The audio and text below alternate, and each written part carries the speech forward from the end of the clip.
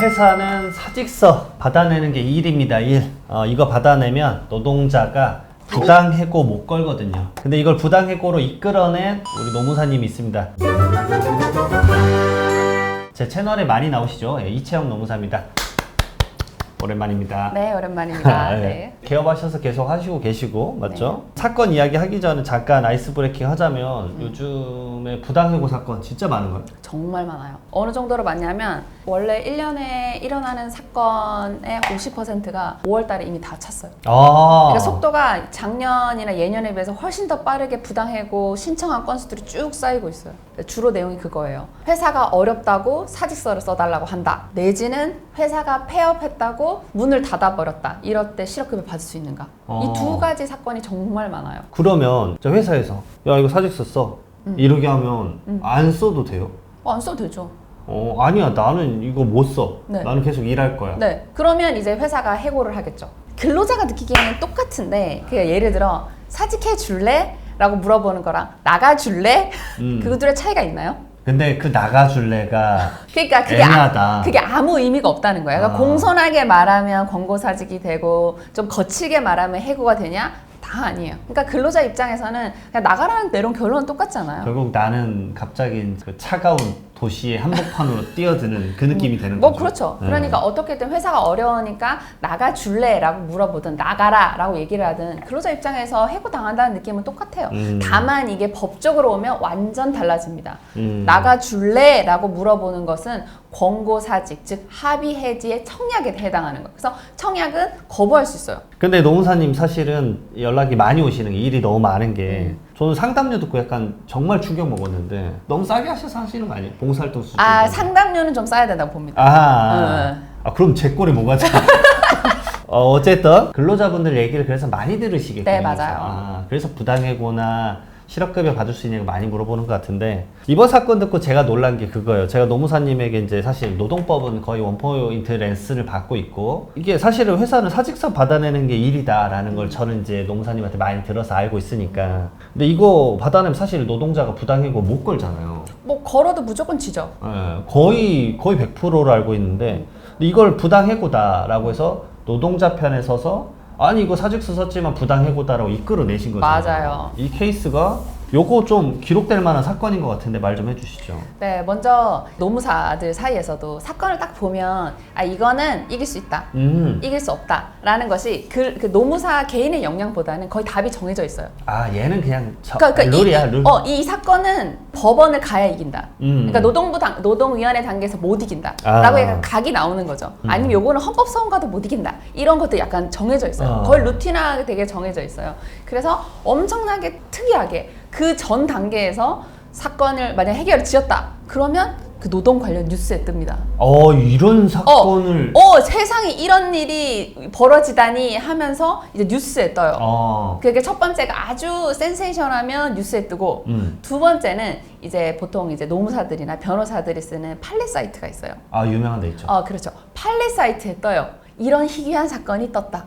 야 이제 입장도 바뀌고 있는 것 같다 뭐 이런 네. 이게 법원이 아니라 노동위원회에서 그것도 지방노동위원회에서 이게 열려? 라는 놀라움의 표시로 사건이 떠요. 그러면 그 사건들을 전부 다 이제 인용해서 쓰는 거죠. 그래서 저는 사실 이걸 어떻게 알게 됐냐면 어떤 분이 검색을 한 거예요. 스레드에 검색을 한 거예요. 그래서 수습, 부당해고, 사직서 이렇게 검색을 했는데 나왔나 봐. 그래서 그 스레드를 타고 가서 저의 고객인 그 근로자분한테 가서 혹시 이 사건 번호의 주인공이신가요? 상담을 좀 받을 수 있나요? 하고 그분한테 연락이 온 거예요. 그래서 그 근로자분이 너무 놀래가지고 그 어떻게 나를 알게 됐냐? 혹시 내가 쓴 그 스레드 글에서 그런 걸 유추할 수 있냐? 그래서 그건 유추할 수 있는 방법이 전혀 없는데 어떻게 알았냐? 라고 물어보니까 구글에 검색해보니 내 사건 판례가 뜬 거예요.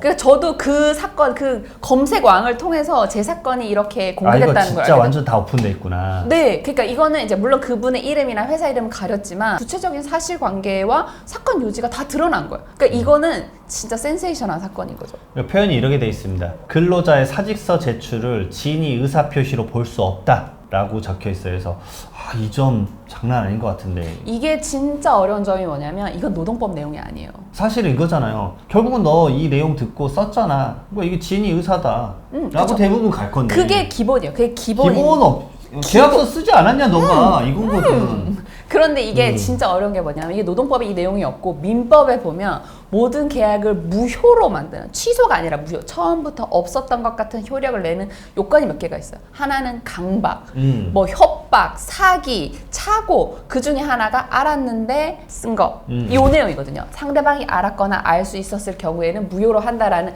민법 조문이 있는데 이게 사직서를 무효로 만들 수 있는 거의 유일한 방식이에요. 근데 이게 안 돼 사실은.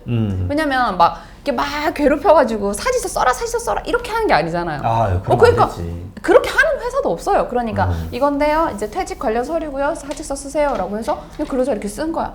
근데 썼는데도 이게 무효가 됐다? 이게 진짜 센세이션한 사건인 거죠. 민법에서도 특이한 사건이에요, 이거는. 사실 근로자도 본인의 의사를 바꾸어서 이거를 끌어내는 거잖아요. 그렇다고 봐야죠. 내가 사인을 사직서를 했지만, 아니 이거 몰랐다라고 단순히 넘어갈 거 그 아니잖아요. 모르는 건 아니지. 네. 글이 써져 있으니까. 사실 그 노무사님이 이게 그래서 그 어떻게 이 사건에 대한 전문을 썼냐라고 받아서 봐봤는데 잘 썼어요.